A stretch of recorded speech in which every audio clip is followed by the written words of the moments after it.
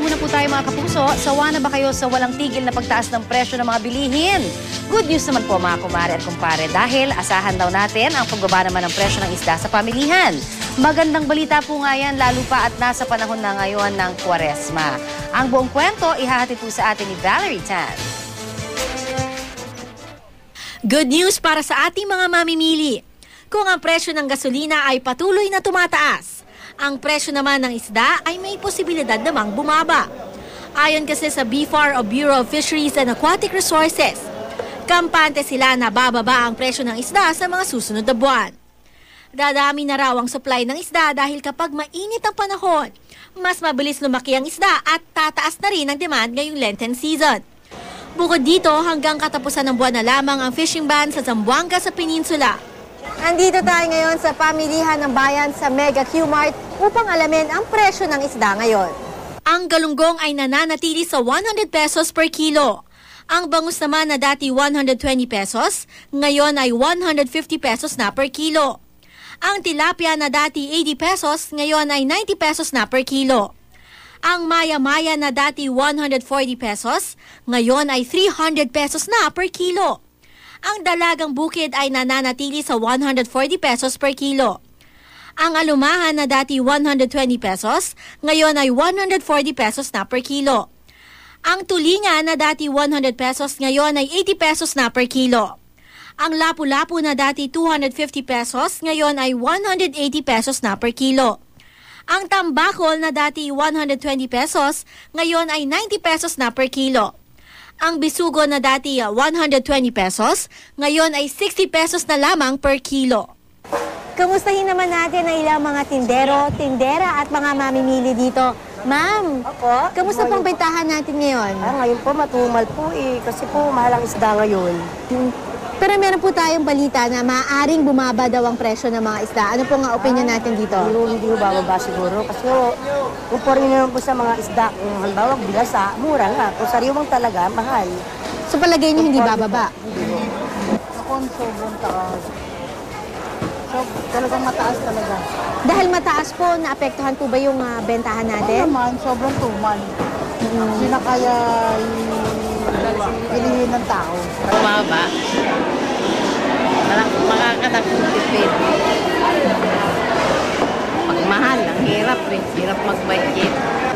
Sa ngayon, medyo mataas-taas ng konti. Minsan naman bumababa.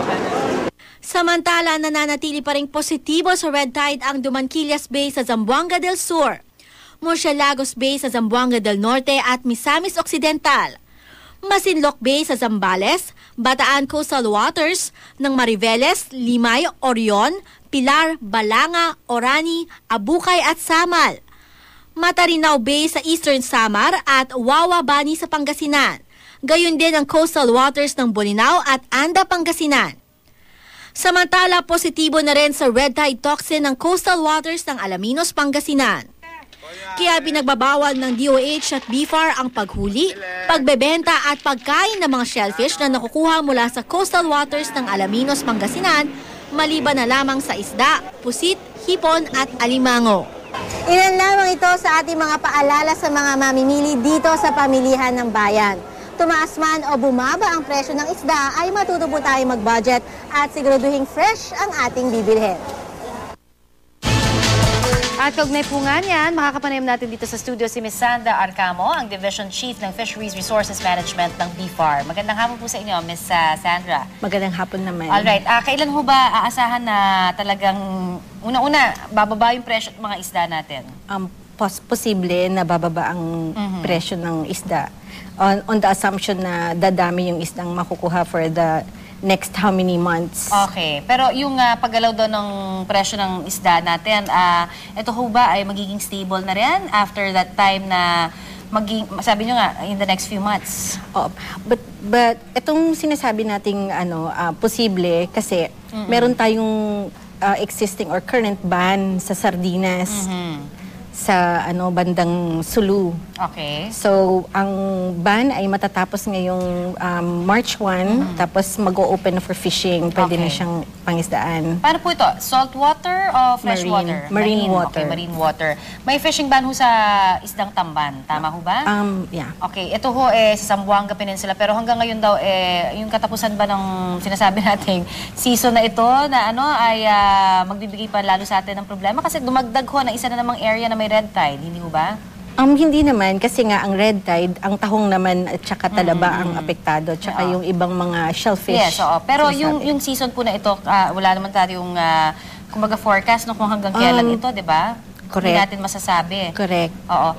So yung sa isdang Tamban, ano ho ang update natin doon? Ang Tamban kasi, first time pa ngayon na magka-closure, seasonal closure from December 1 to March 1. Okay. So, may masusing gagawing pag-aaral kung ano na ang resulta. Imo-monitor ngayon. Bakit nga ba? Ano nga ho ba? Yung para lang ho dun sa kakatune in lang, para dun sa dagdag na kaalaman. Bakit ho isdang Tamban ang medyo hindi ho pwede natin ngayon bilhin? Okay.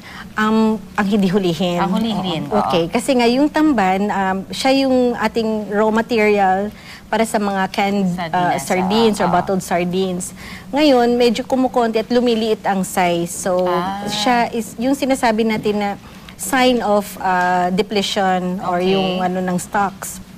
So, ngayon, isa sa mga measures o pamamaraan para matulungan ang sardinas na dumami ay magkaroon tayo ng seasonal closure. Alright. Doon sa months na manganganak sila at magpapalaki ng At ito po yung buwan na yan. Yung buwan na yan. Nare-regulate naman ho natin ang maigi ito o meron hong nakakalusot pa rin? Baka naman may mga makalusot pa rin dyan. Hindi naman. Mukha namang maganda ang report galing sa region na mukhang sumusunod naman yung mga mangingisda. Kung hindi talagang lahat ho tayo apektado at maapektuhan talaga nitong pag hindi ho tayo sumunod doon. Yung mga areas lang, ma'am, paalala lang natin muli kung ano yung mga bawal sa red tide na kainin muli. Ano po yun? Okay, ang bawal doon yung mga shellfish, all kinds of shellfish, alamang. Pero ang isda okay naman kainin, basta linisin lang na mabuti, tanggalan ng mga hasang at laman loob. Okay. So, ito ho yung mga areas natin, parang nabanggit nyo kanina, parang may nadagdag. Yung alaminos from the last okay. time na nag-report. Pero apart from that, yung iba po, nandun pa rin. May red tide pa rin yes, tayo. correct. Okay. Para ho sa mga gustong makakita kung ano yung mga area, saan ho sila pwedeng pumuntang website kaya? Sa bfar.gov.ph. Okay, bfar.gov.ph para po sa detalye lang. Maraming salamat po sa inyo, Ms. Sandra Arcamo ng BFAR.